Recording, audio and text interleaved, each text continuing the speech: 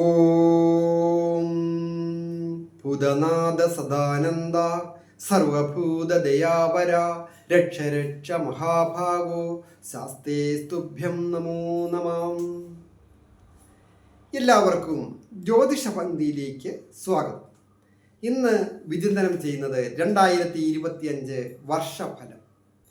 അത് തിരുവോണം നക്ഷത്രക്കാരുടെ ഫലമാണ് പറയുന്നത്. തിരുവോണം നക്ഷത്രക്കാരെ സംബന്ധിക്കുന്ന കാര്യങ്ങൾ പ്രത്യേകിച്ച് പറയേണ്ട കാര്യമില്ല. ദുഃഖങ്ങളും ദുരിതങ്ങളും ഇനി അനുഭവിക്കുവാനൊന്നുമില്ലാത്ത ഒരു കഷ്ടത ദീർഘകാലം അനുഭവിച്ച ഒരു നക്ഷത്രമാണ് തിരുവോണം നക്ഷത്രം.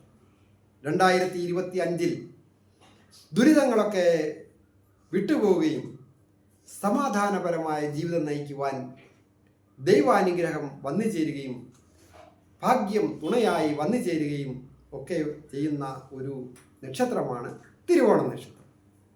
ഞാൻ ഹരികുമാർ, ദേവി ജ്യോതിഷാലയം, കാവുംപടി, മണർകാട്, കോട്ടയം.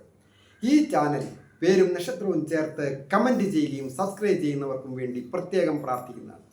അതുപോലെ തന്നെ ജ്യോതിഷ കാര്യങ്ങൾക്ക് നേരിട്ട് വരികയോ ഫോൺ വിളിച്ച് ചോദിക്കുന്നതിനും അവസരമുണ്ടായി.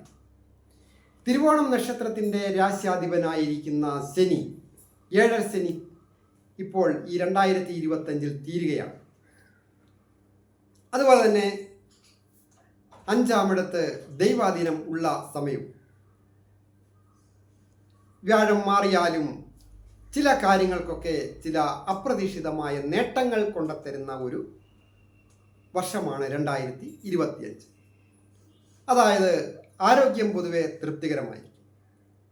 ദാമ്പത്യ ജീവിതത്തിൽ പലവിധത്തിലും കലഹങ്ങളും അഭിപ്രായ വ്യത്യാസങ്ങളും ഒക്കെ നിത്യമായിട്ട് ഉള്ളവരാണ് എങ്കിൽ പോലും 2025 സന്തോഷകരമായ കുടുംബജീവിതം നയിക്കുവാനായിട്ട് സാധിക്കും. പ്രതിഭാസ്ഥാനത്ത് ശുഭഗ്രഹ ദൃഷ്ടിയും കലയുടെ കാരകനായിരിക്കുന്ന ശുക്രൻ സ്വക്ഷേത്രമായിട്ടൊക്കെ വരുന്ന സന്ദർഭങ്ങളിൽ കലാരംഗത്ത് പ്രവർത്തിക്കുന്നവർക്കും വിജയങ്ങൾ വന്നു ചേരും. അതുപോലെ തന്നെയാണ് കാർഷിക രംഗത്ത് പ്രവർത്തിക്കുന്നവർക്കും നിർമ്മാണ പ്രവർത്തനങ്ങളിൽ ഏർപ്പെട്ടിരിക്കുന്നവർക്കും അതിൻ്റെ ഇടപാടുകാർക്കും വ്യാപാരികൾക്കും വിപണനങ്ങൾ ചെയ്യുന്നവർക്കും ഒക്കെ നല്ല വിജയങ്ങൾ വന്നു ചേരുക തന്നെ ചെയ്യും. സുഹൃത്തുക്കളെ കൊണ്ടോ സഹോദര സ്ഥാനീയരെ കൊണ്ടോ ചില ക്ലേശങ്ങളൊക്കെ സൂചകമാണ്. ഉത്തമമായ ഒരു ഭൂമി വേണമെന്ന് ആഗ്രഹിക്കുന്ന തിരുവോണം നക്ഷത്രക്കാർ ധാരാളം ഉണ്ട്.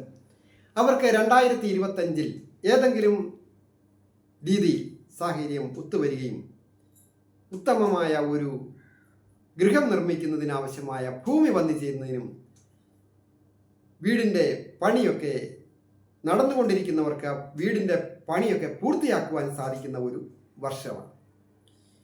തൊഴിൽ രംഗത്ത് അധിക തടസ്സങ്ങളും ക്ലേശങ്ങളും ഒക്കെ ഉള്ള ഈ തിരുവോണം നക്ഷത്രക്കാർ തൊഴിൽപരമായിട്ട് അഭിവൃദ്ധികൾ വന്നു ചേരും.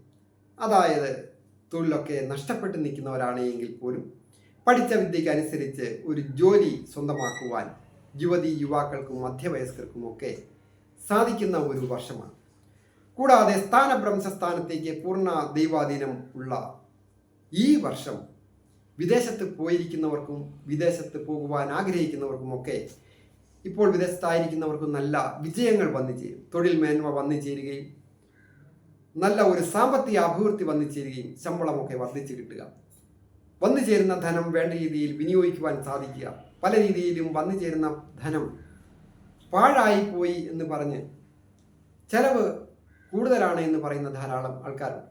ചെലവുകളൊക്കെ ചുരുങ്ങുകയും സമ്പത്ത് മിച്ചം വരികയും കടങ്ങൾ അത് എത്ര വലിയ കടമായാലും ഈ 2025 തിരുവോണ നക്ഷത്രക്കാർക്ക് കടങ്ങളിൽ നിന്ന് മുക്തി ഉണ്ടാകുവാൻ ഏറ്റവും അനുഗ്രഹം കിട്ടുന്ന ഒരു വർഷമാണ്.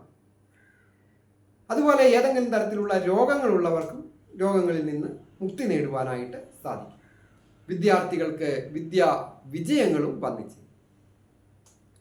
പ്രായമായവർക്കും അതുപോലെ തന്നെ കൊച്ചുകുട്ടികൾക്കുമൊക്കെ ആരോഗ്യം പൊതുവെ തൃപ്തികരമായി. പ്രായമായ മാതാപിതാക്കൾക്ക് അവരവരുടെ മക്കളോടൊത്ത് സന്തോഷകരമായ ഒരു കുടുംബജീവിതം നയിക്കുവാനായിട്ട് കുറച്ച് ഏതാനും മാസങ്ങളെങ്കിലും സന്തോഷകരമായിട്ട് ജീവിക്കുവാൻ പറ്റിയ ഒരു മാസമാണ്. അതുപോലെ തന്നെ കടം കൊടുത്തിരിക്കുന്ന ധനം കിട്ടുകയില്ല എന്ന് വിചാരിച്ചിരുന്നത് കിട്ടുവാൻ യോഗമുള്ള ഒരു വർഷമാണ്. അത് ഏതെങ്കിലും തരത്തിൽ ഒരുപക്ഷെ തരണമെന്ന ആഗ്രഹം ഉള്ള വ്യക്തികളായിരുന്നിരിക്കാം, കയ്യിൽ കിട്ടാഞ്ഞിട്ടായിരിക്കാം. ഈ പ്രാവശ്യം അങ്ങനെ ഒരു ധനാഗമന യോഗം ഈ തിരുവോണം നക്ഷത്രക്കാർക്ക് വന്നിച്ച്. അത് ഷെയർ മാർക്കറ്റിംഗ് പോലെയുള്ള കാര്യങ്ങളൊക്കെ ചെയ്യുന്നവർക്കും ബ്രോക്കറിംഗ് ജോലികളൊക്കെ ചെയ്യുന്നവർക്കും അതുപോലെ തന്നെ പല വിധത്തിലുള്ള സംരംഭങ്ങൾ ചെയ്യുന്നവരുണ്ട്. ഒരു തരത്തിലും അങ്ങോട്ട് വിജയിക്കാതെ പരാജയപ്പെട്ട് കിടന്നവർ അതിനൊക്കെ ഒരു വിജയം കണ്ടെത്തി നല്ല രീതിയിൽ ഉയർച്ച പ്രാപിക്കുവാൻ ദൈവ അനുഗ്രഹമുള്ള ഒരു വർഷമാണ് 2020. അതിനായിട്ട് ഏറ്റവും പ്രധാനമായിട്ട് ചെയ്യേണ്ടത്, രാശ്യാധിപൻ ശനിയാണല്ലോ, ശാസ്താവിന് നീരാഞ്ജനം കഴിക്കുകയോ ഗണപതി ഹോമം വഴിപാട് ചെയ്യുന്നതും വളരെ അനുകൂലമാണ്. കൂടാതെ തൊഴിൽ സ്ഥാനത്തിൻ്റെ അധിപനായ ശുക്രനെ പ്രീതിപ്പെടുത്തുവാൻ ദേവീക്ഷേത്ര ദർശനം നടത്തി പ്രാർത്ഥിക്കുന്നതും വളരെ അനുകൂലമാണ്. ഭൂമിയൊക്കെ വന്നു ചേരുകയും വാഹനം വന്നു ചേരുകയും ഗൃഹം പുതുക്കിപ്പണിയുകയും പൊതുവെ ഒരു സൗന്ദര്യം തേജസ്സും ഒക്കെ വർദ്ധിക്കുന്നതിനുമൊക്കെ യോഗമുണ്ട്. എല്ലാവർക്കും നന്മ വരുവാനായിട്ട് പ്രാർത്ഥിക്കും.